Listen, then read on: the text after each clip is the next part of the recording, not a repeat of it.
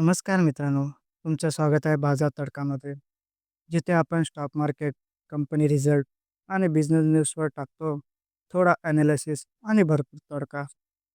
आजच्या व्हिडिओमध्ये आपण पाहणार आहोत JSW steel, Cipla, Adani green, Shriram finance आणि अर्बन कंपनी यांचे क्वार्टर 3 रिझल्ट आणि मेजर अपडेट. चला लगेच सुरुवात करूया. Shriram finance quarter 3 result. तर श्रीराम फायनान्सबद्दलच्या दोन महत्त्वाच्या अपडेट एकत्र पाहणार आहोत. एकीकडे क्वार्टर 3 मध्ये नफ्यात घट आणि दुसरीकडे बोर्डकडून डेप फंडरेझिंग अप्रूव्हल. तर श्रीराम फायनान्सचा क्वार्टर 3 रिझल्ट पाहिला तर मागील वर्षी 2024मध्ये टोटल इन्कम 10,705 करोड असून यावर्षी 12,191 करोड आहे. म्हणजे इयर ऑन इयर चांगली ग्रोथ दिसत आहे. तसं क्वार्टरली पाहिले तर 11,916 यावर्षी 12,191 म्हणजे क्वार्टरली आणि इयर ऑन इयर चांगलीच वाढ दिसत आहे. तसेच त्याचा खर्च पाहिला तर मागील वर्षी 7,946 असून यावर्षी 8,831 आहे. म्हणजेच इयर ऑन इयर खर्च जास्त दिसत आहे. तसेच नेट प्रॉफिट पाहिला तर मागील वर्षी 3,569 आणि यावर्षी 2,521 करोड इतका नेट प्रॉफिट झाला आहे. म्हणजे इयर ऑन इयर 30% घसरण दिसत आहे. थोडक्यात सांगायचं तर कंपनीच्या नफ्यात 1,050 कोटीची घट झाली आहे. पण इथे एक पॉझिटिव्ह सरप्राईज आहे. मार्केट ॲनालिस्टने अंदाज लावला होता क्वार्टर 3 प्रॉफिट सुमारे 2,400 कोटी असेल आणि ॲक्चुअल प्रॉफिट आला 2,520 कोटी. म्हणजे 5% एक्स्पेक्टेशन बीट श्रीराम फायनान्सने केला आहे. म्हणूनच नंबर्स वीक्स असले म्हणूनच नंबर वीक असले तरी रिझल्ट पूर्णपणे निगेटिव्ह नाही. आता दुसरी मोठी अपडेट म्हणजे श्रीराम फायनान्सच्या बोर्डने डेब्ट सिक्युरिटीद्वारे फंडरेझिंगला मंजुरी दिली आहे. तसंच फंडरेझिंगचा पिरियड असेल 1 फेब्रुवारी ते 30 एप्रिल 2026 म्हणजे 3 महिन्याचा विंडो. या काळात मार्केट कंडिशन पाहून योग्य वेळेला कंपनी फंडरेज करणार आहे. आता पुढील बातमी सिप्लाच्या क्वार्टर 3 फायनान्शियल रिझल्टवर चर्चा करणार आहोत.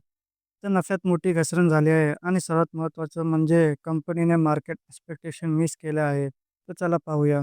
तर मागील वर्षी 2024मध्ये टोटल इन्कम 7,294हून यावर्षी 7,280 आणि क्वार्टरली 7,858 यावर्षी 7,280 म्हणजे क्वार्टरली आणि इयर ऑन इयर पाहिला तर क्वार्टरली चांगला परफॉर्मन्स दिसत आहे. तसेच त्याचा खर्च पाहिला तर मागील वर्षी 5,378 वरून यावर्षी 6,111 म्हणजे खर्च थोडा वाढताना दिसत आहे. तसेच सिप्लाचा नेट प्रॉफिट पाहिला पाहिला तर घसरून 674 कोटी आला आहे आणि मागील वर्षी 1,574 इतका होता. म्हणजे 60%ची घसरण दिसत आहे. तर ही इयर ऑन इयर खूप मोठी घसरण आहे. तस तसेच मार्केट ॲनालिस्टने अंदाजा लावला होता की सिप्लाचा क्वार्टर 3 प्रॉफिट सुमारे 11 अब्ज असेल. पण ॲक्चुअल प्रॉफिट आला 6.76 अब्ज.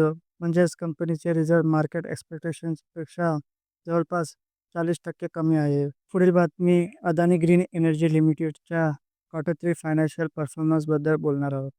या तिमाहीत कंपनीने प्रॉफिट वरून लॉस दाखवला आहे, जे रिन्युएबल एनर्जी सेक्टरसाठी एक महत्त्वाचा सिग्नल मानलं जातं.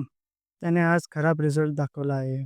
चला तर पाहूया. तर अदानी ग्रीनचं मागील वर्षी टोटल इन्कम 2,736 हून या वर्षी 2,837 आला आहे आणि क्वार्टरली पाहिलं तर 3,249 हून 2,837 म्हणजे क्वार्टरली थोडा खराब परफॉर्मन्स आहे, पण इयर इयर चांगला परफॉर्मन्स दिसत आहे.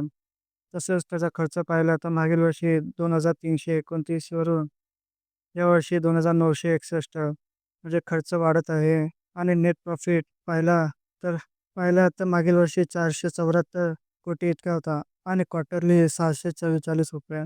पण यावर्षी मात्र 5 करोडचा प्रॉफिट आहे. म्हणजे इयर ऑन इयर खूप मोठी घसरण दिसत आहे आणि क्वार्टरली ही खराब परफॉर्मन्स आहे. तर अदानी ग्रीन एनर्जीने क्वार्टर 3 मध्ये 410 मिलियन नेट लॉस रिपोर्ट केला आहे. तर तसेच गेल्या वर्षी याच तिमाहीत कंपनीने 4.92 अब्ज प्रॉफिट कमावला होता. म्हणजे थेट प्रॉफिटवरून लॉस दाखवला आहे. ही एक शार्प डिटोरिएशन आहे. तर आता पुढील बातमी म्हणजे JSW स्टील लिमिटेडबद्दलच्या 2 मोठ्या अपडेट एकत्र पाहणार आहोत. एकीकडे क्वार्टर 3 मध्ये रेकॉर्ड ब्रेकिंग फायनान्शियल परफॉर्मन्स आणि दुसरीकडे मुंबईमध्ये रिअल इस्टेट जॉईंट व्हेंचर. चला पाहूया. तर JSW स्टीलने क्वार्टर 3 मध्ये 2,410 कोटी कन्सोलिडेटेड नेट प्रॉफिट जाहीर केला आहे. तोच गेल्या वर्षी याचा नफा होता 719 कोटी, म्हणजे 235% इयर जंप. खूपच एक्सप्रेशनल जंप दिसत आहे. तर त्याचा फायनान्शियल रिझल्ट पाहिला तर मागील वर्षी टोटल इन्कम 32,251 वरून यावर्षी 32,488 इतका झाला आहे आणि क्वार्टरली 33,304 वरून यावर्षी 32,488 आहे. म्हणजेच क्वार्टरली आणि इयरली समांतर परफॉर्मन्स दिसत आहे.